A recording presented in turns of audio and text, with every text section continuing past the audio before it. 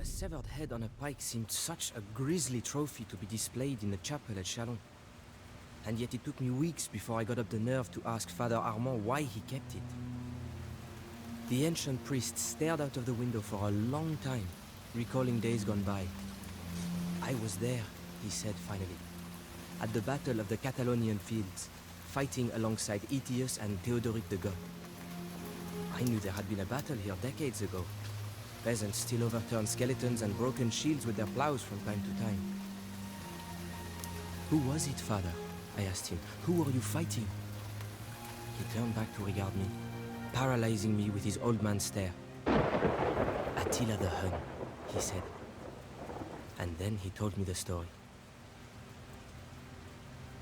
The Huns rode out from the wilderness sometime in the 370s, eager to feast on a Roman Empire weak from internal corruption and the expansion of other barbarian tribes. It was the Huns who drove many of these other barbarians before them. They were terrifying warriors from the steppes of Asia, their bodies disfigured from ritual scarring, their legs deformed from a near lifetime in the saddle. Despite their fearsome aspect, the Huns might have been little more than raiders, had it not been for the leadership of Attila. He called himself the Scourge of God. Attila and his brother Bleda led the Huns not just to raid, but to devastate Scythia and Persia. I asked Father Armand more about this legendary Attila the Hun, whom the stories always treat as more of a monster than a man. He was a man, the priest said, but he did not look like the Romans, nor did he worship the Roman god. That was the cause of all that was to follow. Father Armand shivered, as if from the cold breeze that blew in from the chapel's open windows. Kingship among the barbarians was not by divine right or lineage, but by who had the strongest will. Attila was the strongest of the Huns, and he reinforced his position by brandishing a rusty old blade and proclaiming it to be the sword of Mars, the old Roman god of war. Attila had a custom of fiercely rolling his eyes, as if he wished to enjoy the terror that he inspired. He had a power over other men, so that many chose to join him. Many foreigners joined his council, Scythians and Burgundians and Goths. It was not uncommon for Romans to do so as well. Several decades prior, the son of a prominent Roman family had been sent to the Huns as a hostage to ensure peace. The name of this boy was Flavius Aetius, a name not soon to be forgotten. Now that the memories had stirred, Father Armand seemed eager to tell his tale. He explained how the Huns, like the other barbarians, had a style of warfare dramatically different from the ancient Romans or my own Franks. The Huns would charge as one group, often firing arrows as they came, and then suddenly retreat again. For the nations of Europe, who were used to forming up lines and columns and even issuing challenges for personal combat, this was an aberration. They were unable to comprehend warfare in this manner. Barbarians did not conquer lands. They did not try and hold and colonize the cities they attacked. Instead, they ravaged and pillaged and took their loot back to their camps. By that time, there were two Roman empires, the government having decided that the Roman lands were simply too vast for one city to manage effectively. Attila and the Huns began a series of raids into the Eastern Empire. The Roman city of Nessus was erased from the earth. The Huns so devastated the place that when the Roman ambassadors passed through to meet with Attila, they had to camp outside the city on the river. The riverbanks were covered with human bones, and the stench of death was so great that no one could enter the city. Many cities of Europe would soon suffer the same fate. The ambassadors that the Romans sent to Attila concealed an assassination attempt. Somehow, Attila knew of the attempt on his life and sent the terrified assassin back to his emperor with the gold he had been paid to do the deed in a sack tied to his neck. Following such a demonstration, the Huns had no difficulty convincing the Eastern Roman Empire to start paying them tribute, protection money to stave off the inevitable Hun invasion. By this time, the Romans had considerable experience dealing with barbarians. They could civilize the raiders, to some extent, by offering them otherwise useless land on the Roman borders as a token tribute. Before Attila, this tactic seemed to be working on the Huns, who settled in the Danube River valley. All that changed when Attila seized command. He was much more aggressive and unpredictable than the previous Hunnic kings. He demanded that the tributes from Rome be increased, and when the Romans refused, Attila made war on the Eastern Roman Empire. He marched on the great city of Constantinople, whose double walls had never fallen. Attila was done with raiding. Now the Huns advanced slowly, eradicating everything in their path. The Romans would reinstate the tribute, or they would be destroyed. Who was this man, I asked, to threaten the Roman emperor? Titles such as emperor meant nothing to the Huns. Attila was not an appointed ruler, only the strongest among the Huns. The amenities of his office meant nothing to him. While his chieftains and council ate off of silver plates, Attila's own plate and goblet were hewn from simple wood. His Scythian guards had jewels on their sword hilts, and their cloaks were clasped with gold. But Attila showed no such affectations. He was interested only in conquest. Some said that he was trying to build a legacy to rival that of Alexander the Great. All of the barbarians wanted to possess Rome, as if it would buy them instant legitimacy as a world-spanning empire. Unlike most of the other barbarians, however, Attila was actually going to get his chance. The Western Roman Emperor had a sister named Honoria, who after weary years of confinement to her parlor, made the preposterous decision to send a letter to Attila the Hun. She asked him to marry her. One suspects Honoria did not know what she was getting into. Attila was plentifully supplied with wives, but he immediately saw the advantage that such a union could put him in. Suddenly, his plans changed. He would not invade the Eastern Roman Empire at Constantinople, but the Western Empire at Rome. Indeed, he claimed half of the Western Empire as his dowry. Attila sent the Huns to march across the Rhine River and made alliances with the other barbarian chieftains.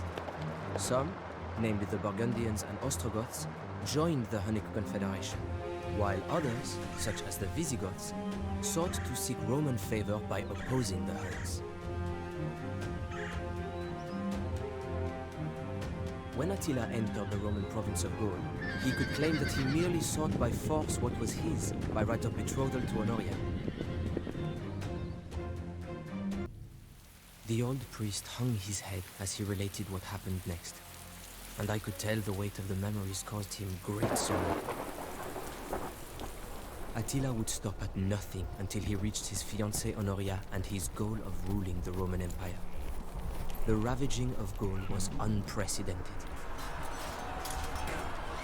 People were tortured, their bodies torn asunder by wild horses, or their bones crushed under the weight of rolling wagons. Their unburied limbs were abandoned on the public roads as prey to dogs. Heads on stakes stretched from Gaul clear back to the Danube River, from whence the Huns had come. They lay siege to Orléans, for Attila had learned much of siegecraft since he had faced the walls of Constantinople. But as the Huns set to their fell task, a great cloud of dust appeared on the horizon. Aetius and the Roman army had come. And now, said Father Armand, is where I enter the story. The battle between Hun and Roman was fought at the end of June 451. The Romans were commanded by Aetius, a brilliant and celebrated general who had been held hostage by the Huns when he was a boy. Aetius knew Attila, and he knew the Hunnic ways. Since he had returned to the Western Empire, Aetius had done more than any man to keep Rome alive throughout the period of barbarian invasions. His army was not large enough to face Attila alone, so Aetius convinced tribes of the Alans and Visigoths to ally with him. Even though these dubious allies had a common hatred of the Huns, it was still a remarkable achievement on Aetius's part to have drawn them into an effective military relationship. The Huns were eager for battle. Attila's shamans looked at the entrails of cattle and the color of sheep bones and prophesied that the Huns would meet defeat on the Catalonian fields. However, they also foresaw that the commander of the opposing force would be killed. Attila must have thought this a fair trade, because he brought battle to Aetius and the Goths. Before blood was drawn, Attila stood before his assembled troops, clutching the sword of Mars in his fist. He told them, "It is a right of nature to glut the soul with vengeance. I shall hurl the first spear at the foe. If any man can stand at rest while Attila fights, he is a dead man." It was a catastrophic battle, one of the largest and greatest the world has ever seen. The stream was turned to a torrent by the rushing of blood. I pity those that were forced to slake their thirst from it. Cadavera vero innumera, the Romans said afterwards. Truly countless bodies. Perhaps 300,000 men were left dead on the Catalonian fields. It is said the ghosts of those killed continued to fight for several days. I passed within inches of the fell Hun king as he stalked the battlefield, trying to determine which of his chieftains and allies yet lived. When he found me, huddled beneath my shield, I made my peace with God. But Attila did not seek my decapitation. He saw that I was a holy man and ordered me to join his retinue of foreign advisors. "That is how you know so much of the Huns," I offered. The priest nodded. Despite the carnage, the outcome of the legendary battle was unclear. Attila had lost much of his cavalry, but the Roman army would never recover from its losses. For a time, no one knew if the Hunnic king would continue to pursue the hand of Honoria. "But what of the prophecy?" I asked. "Did Aetius die on the battlefield?" Nay, it was Theodoric the Goth, not Aetius, who died and fulfilled the prophecy. Aetius knew that if he utterly destroyed the Huns, then the Visigoths would have no need for a Roman alliance, and Rome would face yet another barbarian threat. And so, Aetius retired from military life, hoping that the outcome of the Catalonian fields would leave the Huns and Goths in a stalemate. He hoped he had done enough to save his empire. He had not. As far as Attila was concerned, Honoria was waiting with open arms in Rome. The very next year, partially recovered from his losses, Attila turned his attention to Italy.